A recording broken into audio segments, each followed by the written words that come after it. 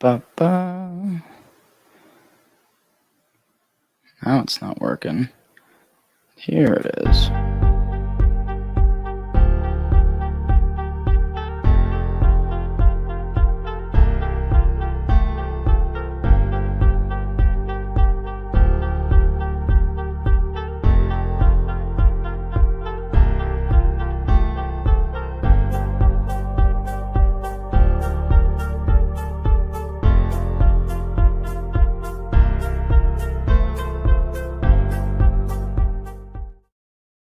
Oh, what's going on, everybody? Good evening, good afternoon, good morning. I'm not sure where you are. This could be global. We could be on every edge of the earth. Ben the Bane Davis here. Let's talk about it. UFC 295. Before we get into the weeds of it, you know what I'm going to do? I'm going to make sure that this audio is not fucked up. let's let's give this a little quick double check. While I'm seeing if the audio is all good, how are you guys doing? Let me know what's going on in your lives and what's new, what's popping. I'm interested. How are you guys doing? Let me know. Okay, beautiful. That sounds great. We're ready to rumble. UFC 295 went down. It was the, I think, second or third highest gate in UFC history at Madison Square Garden. Alex, or as a lot of people say, the correct pronunciation, Alex Pereira, defeats Yuri Prochazka in what was a shorter notice main event for both guys. Again, the history of this event includes a lot of John Jones and Stipe Miocic leading up to it until probably about a month or so out. I mean, when did John tear his pec? It was probably about a month ago. So up until that point, this was a different event. We did not have Pavlovich and Aspinall attached to the card. But boy, am I glad we did. We'll start with the top, man. Yuri Prochazka coming off of this injury. I mean, a lot of people saying that the worst shoulder injury they've ever seen. I had a couple friends. Alex Bahunin, a great journalist, was there that day. He said that he'd never heard someone scream like that. So I've heard a couple doubters. I've heard some of the tinfoil hat individuals come out here and say, no, he didn't have this injury. He didn't have this. But because of guys like Alex, I can sort of believe and think, okay, there was something seriously wrong. And he's battling back from it. This is the first time we've seen him in a year. And since then, Alex Pereira has just been lighten it up. This guy's had an incredible 365 days. Started the year as the middleweight champion, I believe, and now is leaving as the light heavyweight champion. Who does this? Who does this in our sport? Nobody, especially with only 11 fights to his name, 7 of which were inside the UFC. I mean, it is unreal. And listen, guys, I'm beating a horse already. I'm sounding like a broken record. Alex Pereira has gotten so much praise for the accomplishments, but it cannot be stated enough how incredible what he did at UFC 295 is. So they come in there and they have a clash, and Pereira gets him out of there in round 2. And there was a little bit of controversy. Immediately afterwards, there was a lot of people that were thinking it was a bad stoppage. They said it was an early stoppage. And then that whole narrative 24 hours later is completely different by a couple things. By Yuri Prochazka's own admission, he was out. He agreed with the stoppage. Several other angles came to light. And I'll say this, it was kind of interesting to see the narrative and the same people go from it was an early stoppage. That was so early. Mark Goddard, terrible job. And then like a day later, it's the same idiots that are going, what a great stoppage. Like I can see that. And, Mark Goddard, best in the business for him to recognize in that moment that Prohaska's out. It's just reemphasizes a couple of the reasons why I dislike some of the people that watch this fucking sport. Either way, yeah, it was an interesting sequence of events. Yuri Prochazka throws a combination. It does touch up Alex Pereira. I mean, I thought that Prochazka was about to start pouring it on, but a beautiful. It was 2 hooks. I mean, it was a right and then the signature Alex Pereira left hook completely floored Yuri Prochazka. It was wild how much power that he's able to generate by such a small position. You know what I mean? Just turn directly into that 3, and Prochazka goes down. Does get onto a double leg attempt and has the hands clasped momentarily, but not enough. Not enough. I mean, those elbows to the side of the head by Perea were vicious and ultimately get your Prohaska out of there. We've got our first comment of the night from our guy, JN. JN, what's going on? Good to see you in here, brother. Amazing what he's done. Dethroned Israel Adesanya, beat Jan, the guy who beat Izzy when Adesanya was trying to become a double champion, became the 205 champ. So, I mean, Izzy couldn't do Caleb Strickland in one round. Someone who just 49, 46 Izzy. Wild stuff, need the trilogy. I agree. So that brings us to the the other side of this coin is what's next? How do we move forward?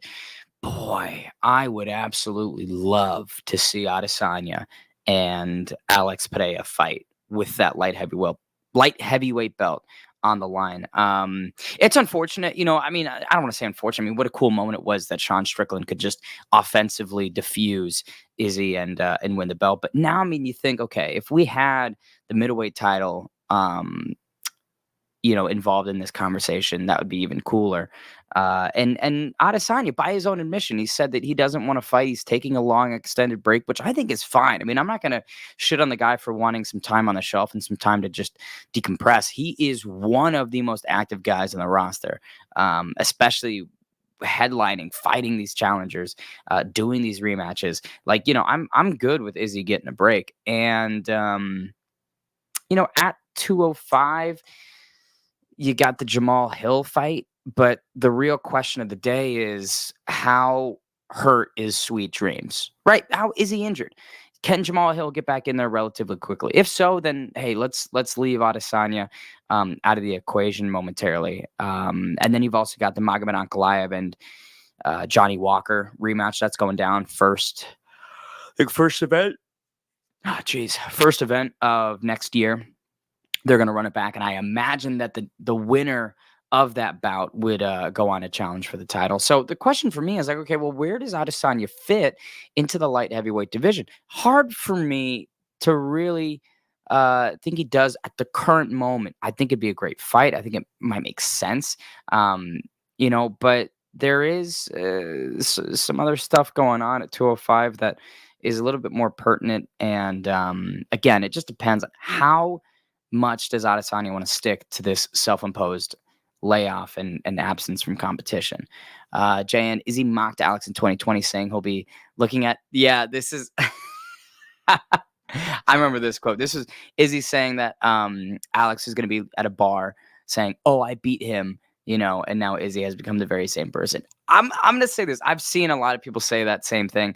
I'm not going to say that it's exactly one for one, but it does have that vibe of soured grapes from Israel Adesanya, especially posting the meme of Alex Pereira with the frozen Elsa gear on. And I don't know. I mean, it's weird because like every time I feel Israel Adesanya can have a cool comeback or just a nice moment of shit talk, he always ruins it. He always completely ruins it.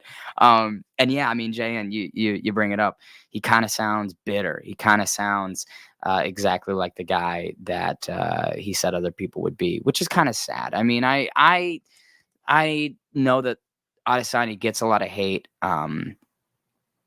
And boy, hard for me to diffuse a lot of it. The guy brings it on himself to some extent.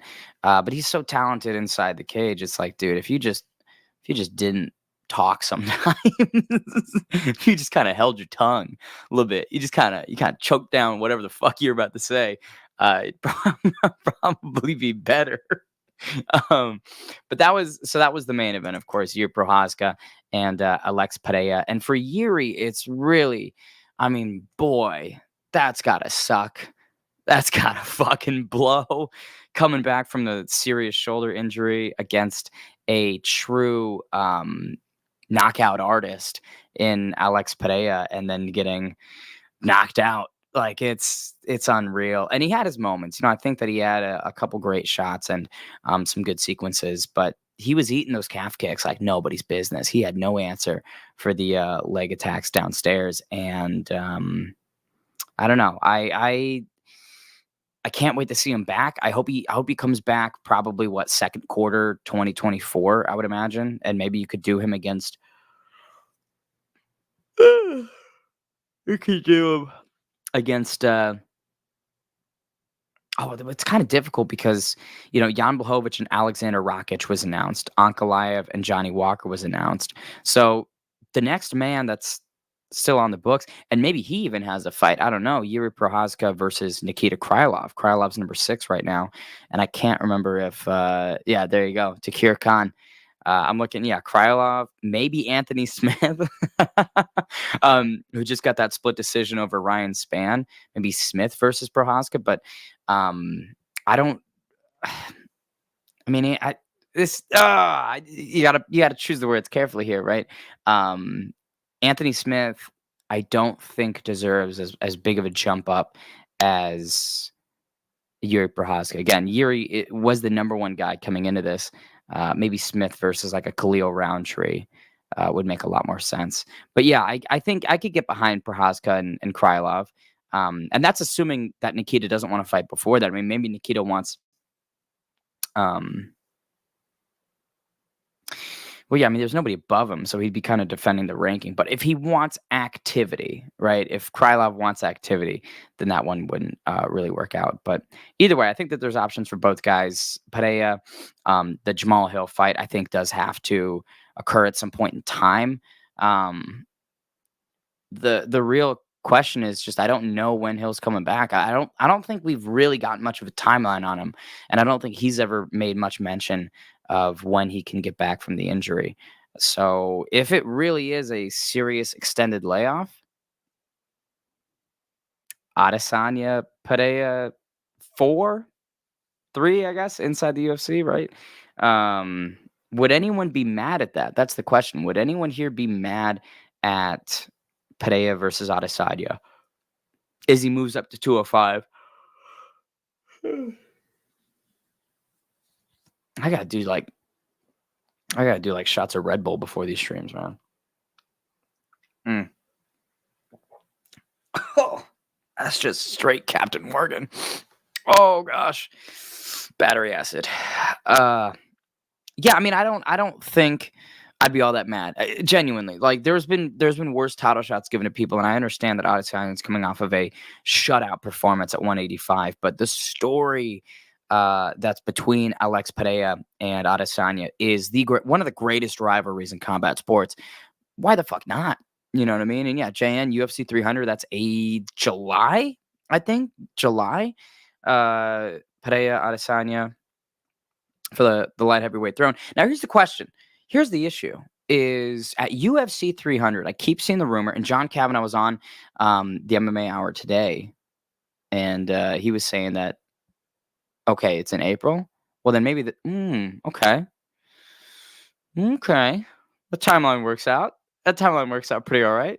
Yeah, I don't know what he was saying with Connor. I should have watched the clip more closely, but something about moving the timeline from April to July. Because if Connor's going to be at UFC 300 and he's competing at UFC 300, there is no shot in hell he's not the main event. You know for a fact that they're going to make Connor the main event. And so now you have to say to all these champions and other people on the pay-per-view, hey, you get to be below Conor McGregor. And would they want that? Would a guy like Israel Adesanya want that? I don't think so. I mean, Izzy's got that that chip on his shoulder, and both him and Alex Pereira have done a lot in the sport that I'm like, should we put them under a guy who barely has one win in 6 years? And that's discounting McGregor. I mean, I'm making a little bit of a joke there. Conor versus who? It has to be. I mean, LeCoin. It's got to be Michael Chandler. It's got to be Iron Mike versus McGregor. In my opinion, that is the most beatable guy for Conor inside the top 5. I mean, he's ranked number 5 right now. So, in my opinion, you got to do Chandler and McGregor, especially given the tough season, especially given the back and forth and the notoriety that Chandler's got. I would say another good fight, honestly, is Beneil Dariush. I wouldn't mind McGregor and Dariush. I think that Beneil beats him. I think Beneil's better everywhere, but at the same time, he just got first round TKO'd by Charles Oliveira. We've seen him get sparked by, guys like Alexander Hernandez. He ate that flying knee from Edson Barboza was put out. So, the left hand of McGregor, we talk about how much of a double barrel shotgun it is. It could also get by Dariush. But I don't think that they would do that. I don't think that that packs as much punch as McGregor versus Michael Chandler. Um, I mean, Poirier, would anyone want to see that? Dustin Poirier versus McGregor 4? I'm not that interested in it. I can't, I can't buy that one for a fourth time. In fact, I'd love to see Dustin Poirier maybe fight like a Gamrot. Even a I mean, this would be giving Fiziev a little bit of a step up that I don't think he deserves, maybe. But I mean, Fiziev's there. I think Poirier versus Saryukin could be a lot of fun. Um, I think Dariush and Saryukin are fighting though in December, right? So I think that's already locked and loaded. Yeah, I mean, there's not many options, guys. In my opinion, it's got to be Chandler. I'm looking at it right here. I'm like, Iron Mike is pretty much where it starts and stops. Nice. Do you have kind of a decent chance? I don't know if I would say a decent chance necessarily. I'd say he's got the best chance against anybody in the top five. I would say it comes against Michael Chandler. We've seen just um, Chandler have these holes and these weaknesses that people can exploit. And I don't know. I think that everybody else inside the top five, I mean, Oliveira, in my opinion, gets by Connor pretty easily. Gaethje kills Connor. Dustin Poirier, we've seen that. We've seen these versions of those fighters go at each other, and Poirier is going to beat him every time. Again, Dariush, I think it's a bad matchup, but I think it's a winnable fight. But then you get down to number five, Michael Chandler, and I go, okay, that's like a 60-40 Chandler. 60-40 Chandler, I think. You know what I mean? I want McGregor versus Volk. Both have tons of wins over featherweight champions. Uh,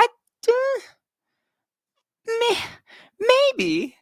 I mean, Volk has to kind of defend the belt against, Topuria, and he's got to take care of that division. I don't know. I mean, a Volkanovski and McGregor fight, to me, I wouldn't be interested in because Alexander Volkanovski would blow right through him. I think Volk's just too skilled. I think that'd be a horrible matchup for McGregor. Diaz, I like where LaCoin's head at is here. Diaz versus Connor 3. I think that's really not a bad shout. That's not a bad shout at all. I think Nate Diaz is at a point competitively where he's not going to give a whole lot of problems. And there's so much history, and especially with how close that second fight was. If you think it was close, I've seen a lot of people view it different ways. Some people think it was close. Some people think it was clear for Connor. That's again all up to how you watched it, and it's been a while since that fight, anyways, right? But yeah, if you did Diaz and McGregor 3, I think that would be great. I'd buy that. I know a lot of people that would buy that pay per view, right? So there you go. I mean, but again, that does nothing for Connor in the getting to a championship shot in my eyes, unless he can get down to 145. Which, I mean, come on, we've seen photos and videos of Conor McGregor these days. That guy is not getting to featherweight. That guy could. I mean, we'll see about lightweight, dude. We'll see. He's a big fucking guy. He's fucking. He's got some serious mass on him these days. There's no way he's getting to featherweight. He'd have to remove a limb, dude. Um, McGregor versus Islam if Conor wins. I don't know if they would go right to Islam. I mean, well, actually, yeah, they would probably. Let me rephrase that real quick. They would definitely try and shove him into a title shot because that would sell more so than anything else, especially against Islam Makhachev. You get the Khabib 2.0 angle. But my God, Islam would kill him. My God, Islam would do bad things to Conor McGregor, in my opinion. But okay, let's refocus here real quick. We'll get back on track to UFC 295. The co-main event. Again, this is a fight that was not happening several weeks ago. This was out of nowhere. Sergey Pavlovich, Tom Aspinall for the interim heavyweight throne. Dude, take the interim out. That was it. Those were the two best heavyweights inside the UFC going at it. And in my opinion, Tom Aspinall, best in the company right now. Best in the world? that's where things get a little bit dicey. I still honestly would have Francis Ngannou, but um, with how Aspinall on 13 days notice couldn't train because of his back, waltzes in here and in less than 70 seconds knocks out the boogeyman, knocks him out. I mean, nobody's done that to Sergey Pavlovich. Uh, Jay, early stoppage. Pat was playing boss. He had it was Iwan Kudalaba and Magomed Ankalaev all over again. Sergey had him right where he wanted him, dude. What a horrible stoppage. No, I mean, pretty damn good one. And it's those shots that are like right on the side of the temple that just completely discombobulate you. Your equilibrium's gone. The fight is essentially over. And I mean, well, I'm not gonna say thankfully. Thankfully for Tom, he was able to notch that right away. I think the longer that fight went, it was probably going to favor um, Pavlovich, in my opinion. I think he'd have more time to stalk him, more time to land those big shots. And to Tom's credit, he ate that left like no problem. Sergey did crack him once, and Aspinall just reset, got back after it, and then completely nuked him moments later. And I'm looking at the stats right here. Sergey Pavlovich landed one strike on 7 attempts. All Tom Aspinall needed was 10 punches to become the heavyweight champion inside the UFC. Again, I'm not going to say the world, but the UFC, that's the heavyweight champ. I just don't see John Jones beating him. In fact, I don't see John Jones accepting a fight against Tom Aspinall. What does John Jones do to a guy like Aspinall, who has the jiu-jitsu background, who is so quick, whose striking is uh, really clean? I mean, it's crisp boxing from Aspinall. I don't think John Jones at 37, coming off of a pec tear, I don't think he wants anything to do with that. And so, for my money, it's maybe I'm looking at it right now. Cyril Gane's the number one contender. I'm not interested in Cyril Gane getting another shot at the belt. No offense to France, but just not going to happen, in my opinion. Let's not do it. Sorry. The thing is with Jalton Almeida, his performance over Derek Lewis was pretty boring. Did not love Jalton's execution of Derek Lewis, the 25-minute 50-40. I'm like, does this earn a title shot? In my opinion, no. And what's great, I mean, well, not great, but like what sucks is Curtis Blades running that back makes sense to me, but Blades needs a win. He needs to fight Gane or fight Miocic. But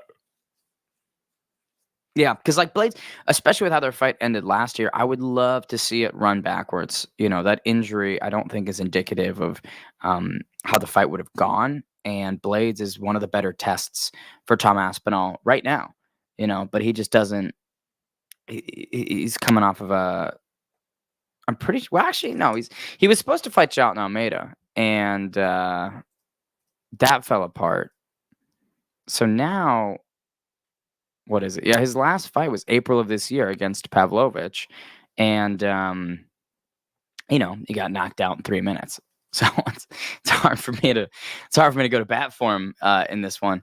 Volkov is a good one too. Yeah, I don't hate Alexander Volkov, but the thing is, Tom Aspinall just breezed right through him, if I remember correctly. I'm pretty sure he got that straight,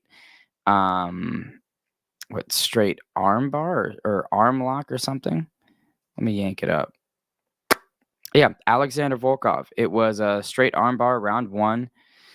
So we've seen that fight. In fact, we've seen the Sergey Spivak fight as well. Not that Spivak is going to be next in line, but he just fought Cyril Gane and came up really short. And Aspinall again gets him out of there in 2 minutes and 30 seconds. So I don't know. It is kind of difficult. It's like, what do you do? Do you run back the Volkov fight, which wasn't competitive at all, or do you run back the Blades fight, which is giving Curtis Blades a bit of a maybe fair title shot? Or do you give him Stipe Miocic, who has been sitting on the sidelines for a very long time and hasn't done much in the division for years? It's a really weird top six that heavyweight is dealing with. And if John Jones was healthy and we could just run the Jones fight if he wanted it, um, no problem. Then I think we know what's next at 265. But as of right now, I think Jalton Almeida's a fight or two away. So I think Jalton's gonna eventually be the next title challenger. Um, but and this is what sucks, guys. This is what's frustrating about Jalton Almeida is if he went out there and blew through Derek Lewis, I think we wouldn't have any issue. I don't think we would have any issue given Tom Aspinall, Jalton Almeida, and having them go at it next year, probably in like March or whenever the UFC London card rolls around. I don't think we'd have a problem. But because it was a really boring fight from Almeida, I genuinely think that the matchmakers would go, let's have some pause here. You need one more. And because of that, everything else is a bit weird. Volkov. Volkov versus Pavlovich sounds good too. Yeah, I wouldn't mind that. I mean, we'll see what Sergey wants to do next. I mean, coming off of a really brutal minute knockout. I mean, he got clipped, he got caught, so maybe he'll bounce back quicker. Pavlovich versus Gon. Yeah, Pavlovich versus Volkov, I think would be a really exciting one. Pavlovich, listen, Pavlovich versus anybody is exciting. Pavlovich versus the mailman is exciting. Not that I think the mailman's going to put up a good fight, but Sergey, you get him in there, and people are going to watch, and I for one am certainly going to tune in. It just depends on what I think he wants to do. That's a really, really frustrating, crushing moment for Pavlovich to have to digest. And the reality is, guys, again, this was a short notice, strewn together title shot for both guys. So I know that Sergey was training to be the backup, but I'm gonna take another sip of the Captain Morgan and see how this goes. Mm. Mm-mm. Mm-mm. Ooh. Don't like it. Don't. I need Coke. I need a not. Well, hold on a second. Like Coca-Cola to mix in with my Captain Morgan. That could be taken the wrong way. No, I think Almeida is just one away, and I don't think he would have been with a really good, outstanding finish of Derek Lewis, which makes it all the more frustrating. But those are the top two. Let's move on, and UFC won't make Stipe fight anyone pose. Yeah, I mean, honestly, like that's the thing is, I think John Jones and Stipe Miocic. Yeah. Oh my gosh, apologies. You make them fight, and then they both retire. Same time. Same time. They both take their gloves off and put them in the ring, and then you've got the consensus heavyweight greatest of all time, and then the greatest of all time retiring at once. It's a good moment. I wouldn't hate it because I don't think that they're going to do much in the division, candidly. All right, let's take it to women's strawweight. This was a top five matchup, I believe. No, it was Jessica Andrade, who's number five, and Mackenzie Dern, who's number seven. The divorce battle, and what a bulldozer Jessica Andrade is. I've said this before. I mean, Andrade has been in there with some absolute beasts. Let me here because I want to just rattle them off. We're gonna yank up the Andrade.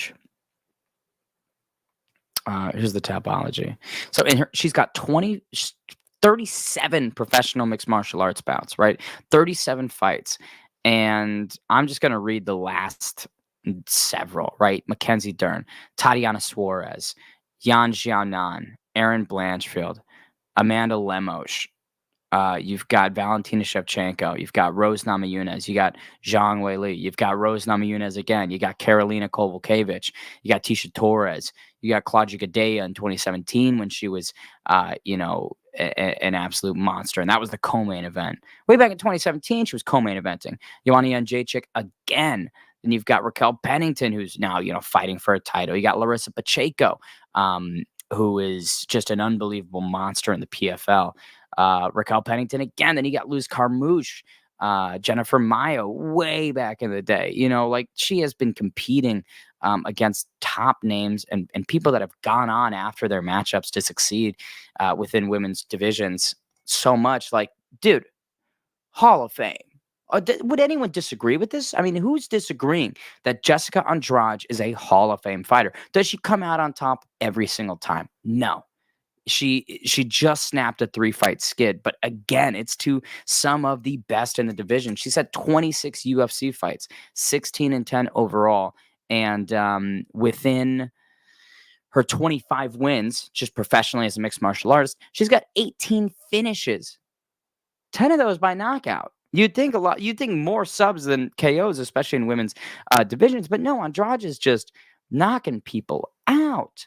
You know, sixth best strawweight, 11th best pound for pound female fighter. Um, like she has been a 5'1" wrecking ball since her debut in 2011. Isn't that crazy? 12-year career. Um, I mean, I just don't understand how she isn't a first ballot former champion, which I think is that they didn't read that out during the introduction that she was a former champ, which doesn't make any sense to me. I mean, let's not forget UFC 237, May of 2019, slamming Rose Namajunas on her head. That did happen. That does make her a champion. You have to reference that in the intros, gang.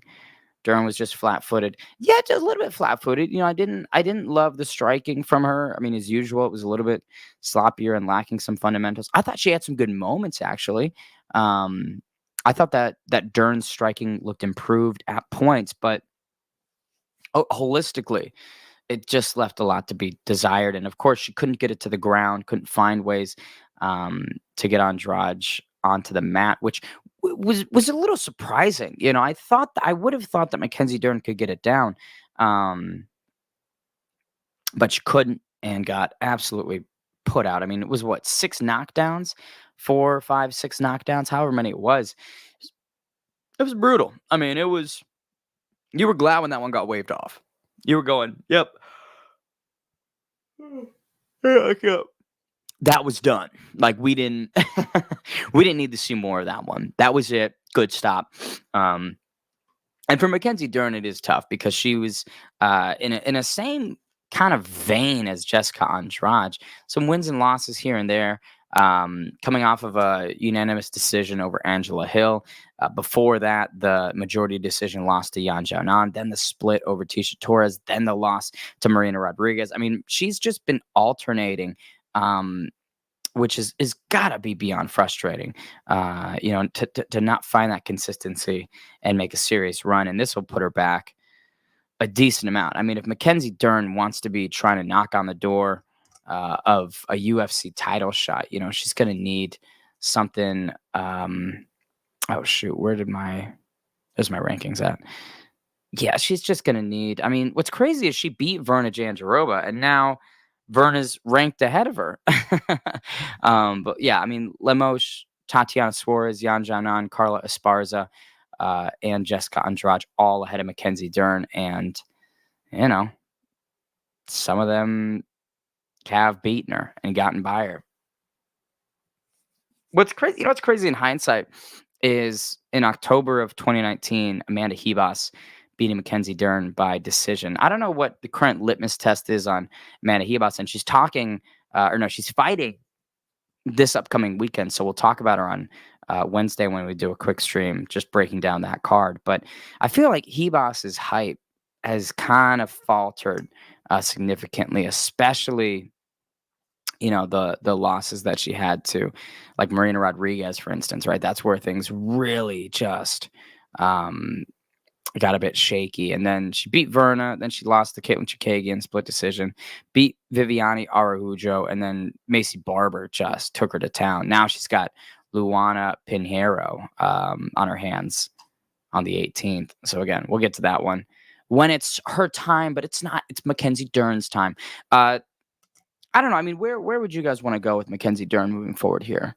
What would you want to see? Because like, some of these would not be a rematch necessarily, but um, I don't know. I mean, maybe Dern versus maybe Lupi Godinez, right? Lupi just beat the number 10 ranked Tabitha. Dern's number 7. You could have Dern versus Lupi. I feel like that's a good stylistic matchup. Um, maybe Dern versus Verna too, given that they're both so close in the rankings. Not sure. And for Jessica Andrade, same. It's difficult because everyone in front of her, I think, has beaten her. I mean, Tatiana Suarez, Yan Jianan, um, two people in front of her. She did beat Amanda Lemos, if I recall correctly. Yeah, that standing arm triangle choke, April of last year. So she's got the existing win over Lemos. I don't know. Let's go and see. Has she ever faced Carla Esparza? Um, I don't think she has. I don't think she's ever fought Carla.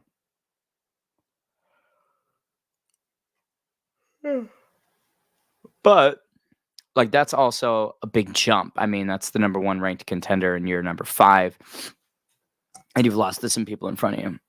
Scariest finish was her slam against Rose. Thought Rose was gonna be paralyzed when watching live after that slam. Yeah, no, that was it. It was a brutal, brutal finish. And really just accentuated by Dominic Cruz in the booth going, "Oh, she's lifting her right here. You know, she can't lift right from that position," and then just slammed on your dome. I'm like, "Damn, Tom, looks like she was able to, buddy." Yeah, 4 knockdowns officially Jessica Andrade had, and then we go to one of the most hardest results of the night: Matt Frivola and Benoit Saint Denis. If you guys know me, you know that I've got a really close connection to Frivola and Billy Quarantillo for the most part. And they're just the nicest guys, really down to earth people, hard workers, and talented. I think Frivola's a guy who has some really quality opposition, taking Armin Saryukian on short notice to the scorecards, beating Jalen Turner. The string of finishes that he just had, Otman Zaitar, Henardo Valdez. I was really happy to see this surge from Frivola in terms of success, and I think the appreciation from the community. Then takes this fight with Benoit Saint Denis. I mean, all respect to both guys. They're just outside. I think Frivola was number 14. And Benoit is one of the unranked killers, right? And lived up to it, man. I mean, it was a nice back and forth. There were a couple really cool grappling sequences, but it was a short-lived 90-second. Frivola was exiting, and Benoit threw a head kick, and that was that. So thankfully, I mean, Matt seemed like he was in great spirits afterwards, and Benoit is a great guy, an amazing fighter. So I think the only thing that's tough for me to swallow is it wasn't more of a back and forth war. It wasn't more of like Matt had his moments and we're in the 3rd round here and Benoit whittles him down. It was just right out of they were moving off the cage, breaking. I don't think it was a clinch sequence necessarily, but, exiting and then boom, get taken out and fight's over. And it kind of, I mean, the shades of Frivola and Terrence McKinney almost in the sense where, Matt, I think coming off of that Terrence McKinney fight was really undervalued and people didn't understand how good he was. And I think the same thing's going to happen with this where, the Frivola stock is going to have to climb back up. So, I'm not sure. Yeah, what all your guys' sentiments are towards this one. But Matt Frivola, the hometown guy, not being able to get it done, tough. That was tough to see. That hurt. It stung. But he'll be back. Moving forwards, Diego Lopez and Pat Sabatini. I was kind of surprised that Diego Lopez was plus 110, plus 100 coming into this one. I thought that Pat Sabatini was an excellent matchup favorable for Diego Lopez. I mean, you looked at some of Lopez's highlights on the regional scene. He's got heavy hands. I mean, he's dropping a number of people, and Pat Sabatini's been put down. He's been, before I say put out, I'm going to really quickly check his. Let's check his Tapology, just so that I'm correct. Yeah, he's got 3 TKO losses all in the first round, including, of course, this one. Damon Jackson got him out of there. James Gonzalez got him out of there. Admittedly, that was a split decision. No, no, no, no. That was an injury, excuse me. So maybe not as definitive as the Jackson and Diego Lopez fights, but I was like, this is right up the wheelhouse of what Diego Lopez can do. I mean, such a talented fighter and a great grappler, submission threat at any point in time. So that'll be a good counter to the Sabatini wrestling and the Sabatini grappling. And then I was like, um, the striking should be in Diego's wheelhouse. Like, I don't know. I was curious why it was lying the way it was, and thankfully picked the right guy. And Diego Lopez, I mean, talk about coming out of nowhere. This guy, 9 KOs, 12 submissions in 23 fights. So a bona fide finisher, having the tough debut against Mavzar Evloev, then first round finishes over Sabatini and Gavin Tucker. Like, I am so pumped about the future of Diego Lopez. I put him through the roof. I mean, get this guy really making a run for something special. And I recognize, you look back, he lost to Joe Anderson Brito on the Contender Series. He lost to Nate Richardson at Fury FC for that featherweight championship. It was a split decision. Keep that in mind. But I don't know. I think that there's something special. I think that there is something special with Diego Lopez, and I can't wait to see what they do with him. Especially when you think about that featherweight top 15. Dan Ige, gets Sadiq Youssef, Barboza, Bryce Mitchell. He said he wants Bryce Mitchell in the main event. I wouldn't mind it.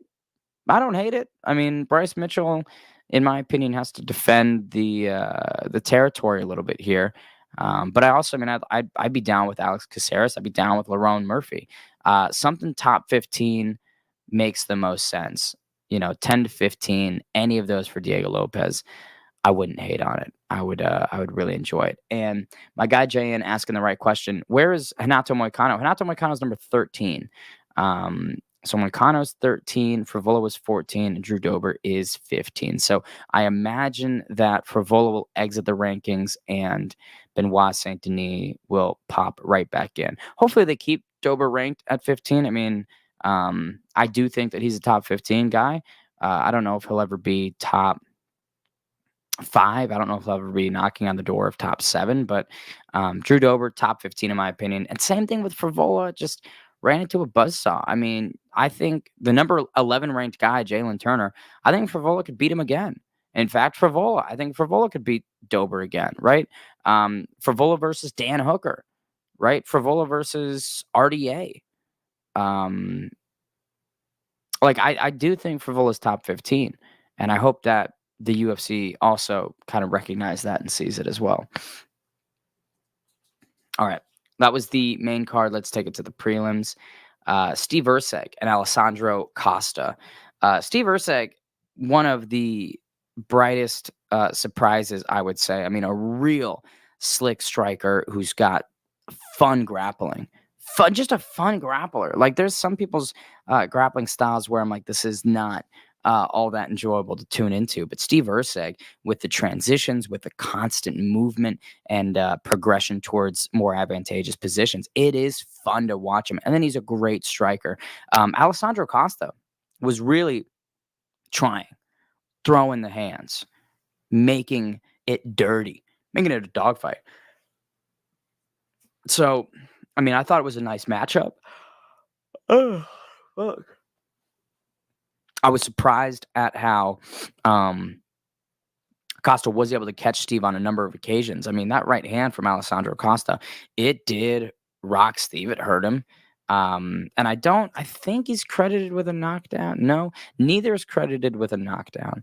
But I definitely think that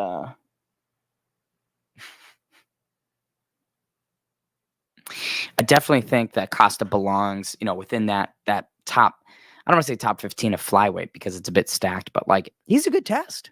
Like, that guy's a great litmus test, and if you can't handle the hands, and find other ways to win, then you're not gonna beat a guy like Alessandro Costa, but Steve Erceg, just too good. And I'm saying we fast track it, fuck it. I know he's, like, number 13 or number 11, but for Steve Erceg, what I'd love to see next is if we could just, take him to a Tim Elliott or a Muhammad Makayev. I mean, Makayev's at number 10 right now. Ersig's 14. I know he was originally slated for Matt Schnell, I think. So you could do that.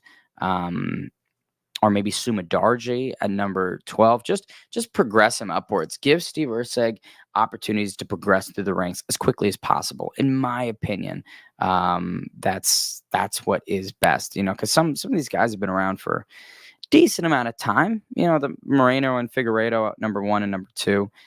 Would be cool to see some new blood at the very top of 125. Now, they do got to get there. That's easier said than done. Mateusz Rebecki, Roosevelt Roberts stepped in on basically no notice, just doing the UFC a favor, and got submitted for it. So, that wasn't all that crazy of a outcome. People thought that Rebecca was a monster. Yeah, he is. Absolutely. And he showed it. It's just a real clean performance. Thanks to Roosevelt for keeping him on the card. But, I mean, not much to say. Ran into a buzzsaw. Got put in the wood chipper. Mateusz Rebecki. Get him something bigger. 18-1 overall. And I believe he's got... how many finishes does Mateusz have? 19-1 now. And he's got 16 finishes in 19 wins, 3-0 in the UFC. I'm not saying fast track, but what are we waiting for? What are we waiting for? Especially at 31. Let's get this guy into the upper echelon. He's riding a 16-fight win streak. What's the wait? Then we get to Nazim Sadikov and Vyacheslav Borshev. Slava Claus and Naz was a fun one. I know that Nazim is really closely connected to that Sarah Longo crew out in New York. Hometown fight for him. And Vyacheslav kind of looking to bounce back a little bit. He had the win over Mahashate earlier in May, but you remember the Mike Davis setback, the Mark Jacasey setback. He was looking to round out 2023, and instead of a win or a loss, he gets a draw, which I'm perfectly okay with. This was fight of the night. It was an amazing back and forth. Honestly, if you said that this was your fight of the year, I wouldn't be disagreeing with you. I'd be like, yeah, I can see why Borshev and Sadikov they left it all in there. It was a fun back and forth. I thought Vyacheslav was slicker on the feet, but the durability and the ruggedness of Nazim, it did subsidize some of the more technical setbacks that he had. And the amazing moment that put Vyacheslav on skates. Round 2, it was kind of like a weird left hand that just clipped the top of Borshev's head, and he didn't seem to know where he was. And then he eats a head kick, and again, this guy, a very cartoon knockdown. It was the Johnny Walker school of getting knocked down. He, inflatable tubed man his way to the canvas, and I don't know how he survived. I genuinely, I'm scratching my head this entire time watching 3 minutes of Vyacheslav Borshev somehow make it to the third round. And for Naz, it's like, man, you got your man hurt. You got your man hurt. Let's get him out of here. You've got 3 minutes. It was at the 3-minute mark left in round 2 where that sequence occurred. And somehow Borshev was just able to survive. And round 3, I felt like he was still, turning it on and won that. But 10-9, 10-9, 10-8, boom, we get a draw. I'm fine with it. I am completely fine with it. You'll never hear me complain about a situation like that where I can go, okay, that's clear. That makes sense. There's a lot of times, I think, with judging where you go, I'm scratching my head trying to figure out how you arrived at what you arrived at. You know what I'm saying? I'm trying to see how you 30-26'd it here and everybody else was 29-28. I can't see it. But with this, I was like, okay, 10-9 here, 10-9 there, 10-8 there. Easy. Fine. I'm fine with it. And some people were saying it's not a 10-9 or not a 10-8. They were saying it was a 10-9 for Naz. In my opinion, it was a 10-8. I mean, he had Borshev hurt multiple times, couple punches away for 3 minutes, just dogging him around, controlling him, nearly having him done.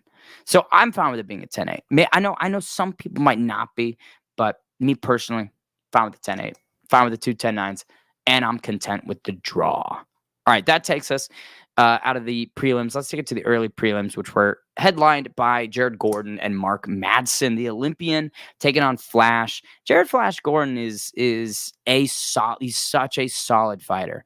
It takes a decent amount to beat Jared Gordon, and he picks up, a big highlight win over Mark Madsen, just not really an overhand right necessarily, but a big right hand inside that weird clinch position. And Mark couldn't take it, went down and out. And that's the first time I think I've seen Mark Madsen get put out like that. I mean, he's 12-2 overall. I'm trying to see if the Olympian had been finished before. No, that was the first time. So Grant Dawson choked him out in round 3, but this is the first time that he's been knocked out, and it comes at the hands of Jared Gordon, which is unreal. Unreal. And I'll say this. I mean, for Mark Madsen, 2016 Olympic Games participant, made it all the way to the gold medal match at 165, and then picks up MMA. He also was in the 2012 Olympic Games, but didn't have as much success. Made it to the bronze medal match and lost there. But then started really focusing on mixed martial arts after 2016 and makes it to the UFC, loses to Grant Dawson, now loses to Jared Gordon. Tough for the Olympian, but he's solid. I mean, I don't think that it's. I think the biggest thing with Madsen's his age, right? He's 39. You know what I'm saying? So I think he's going to be able to beat some of the guys like an Austin Hubbard or a Clay. I don't even say. I mean, he beat Clay, split decision back in 2021. But I think he's a good litmus test. But Jared Gordon's a better litmus test. I didn't even realize he's 39. He looks incredible shape for 39-year-old. But so that was the start of the featured prelims. Then we take it to John Castaneda and Kang Kyung Ho. Castaneda. I was driving when this fight was occurring, or rather, no, not driving. I was flying. I was flying back from Vegas, and I missed a decent amount of the prelims and early prelims. But Castaneda, from what I understood watching the replays and the sentiment online, he just wanted it more. He just tried a little harder than Kang Kyung Ho. So that's that. I mean, I've seen Kang fight several times before. Oh well. But the one that I really wanted to get to and end on here, I've been going for nearly an hour, is Josh Van and Kevin Borjas. Now, Josh Van at 22 years old, I think it is, to fight the way he does is unreal. That's the only word to say it. The intuition that he has on the feet is just remarkable. I mean, the body work that he was doing against Kevin Borjas was just nasty. It was just nasty. That's it's the only way to say it. 22 years old, and he's ripping to the body like a true WBC, IBF, IBO boxing world champion. It just mixed it up so nicely, and I'm not not surprised he couldn't finish Kevin Borjas. But if he was able to find another just perfect kidney shot and put Borjas down in the third round, I'd be like, yo, makes sense. And for Kevin Borjas, I mean, he had his moments. I felt like he was trying too many flashy things. We see this a couple times.